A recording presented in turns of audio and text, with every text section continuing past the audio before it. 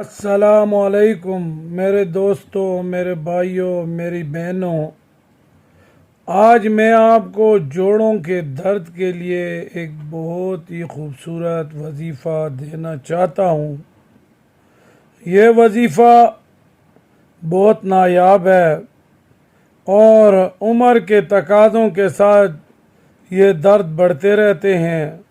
कभी कहीं अचानक कोई नीचे हुआ, ऊपर हुआ तो कड़प आप पीठ में दर्द शुरू हो गया। कहीं पाँव ज़रा सा टेढ़ा मेढ़ा रखा तो दर्द शुरू हो गया।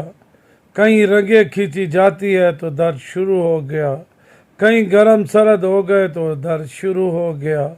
इन तमाम दर्दों को रोकने के लिए मैं आपको एक बहुत ही बेहतरीन वजीफ़ा देता हूँ। लेकिन इससे पहले, वजीफ़ा देने से पहले आप मेरे यूट्यूब चैनल को सब्सक्राइब करो, लाइक